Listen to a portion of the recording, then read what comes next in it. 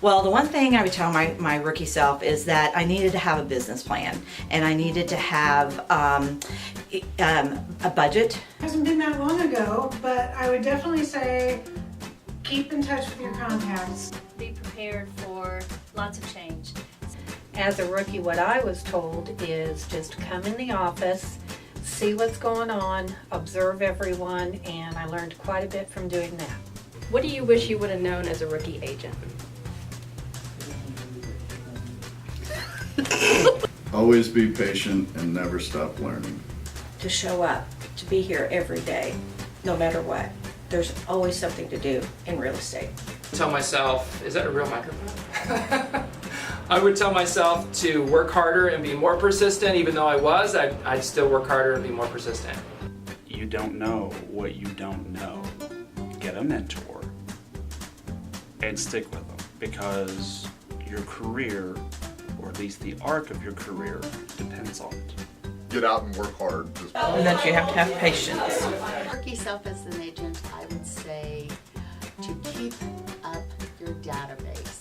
I would pretty much tell them that what they need to do is really set up a system, and they need to take time to invest in themselves. Save half of everything you make and spend a fourth. Never stop prospecting.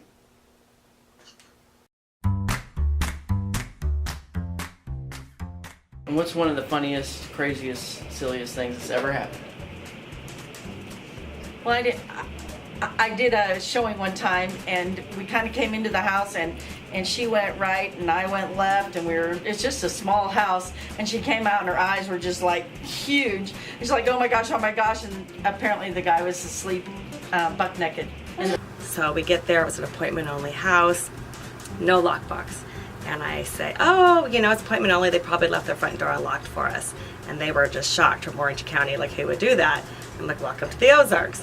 Sure enough, the front door was unlocked. A business card. That night I get a phone call. A gentleman said, what were you doing in my house? You don't understand. My clients love your house. And he said, no, you don't understand. This house is not for sale. The house for sale is up the hill. And of course, being a salesperson, I said, well, while I have you on the phone, it's in their top 3. Would you ever consider selling? And at the end of the day, my clients ended up buying the house. Walking in and finding a man asleep in a basement bedroom naked because he got drunk and his roommates didn't tell him I was coming. Having the police surround me on a county road with my clients in the car. They thought we were burglarizing a house, so someone called the police and they pulled their guns on us and everything. You really want to edit that. The craziest thing is when I went into the place with the naked, and there was a naked guy in there. I mean, we can't say that. I went to a listing appointment in a rural area, and we both had high heel shoes on, which was probably a mistake, and were chased by a llama. I had a house listed in Springfield and was meeting a prospective buyer at the property.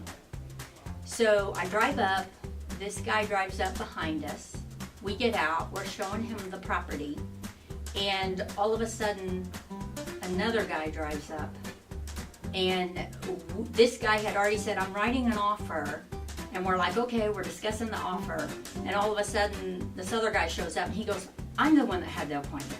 Showing a lot of foreclosures in the downturn, there was more than one that was occupied by people that should not have been living there that I would stumble across when opening the front door.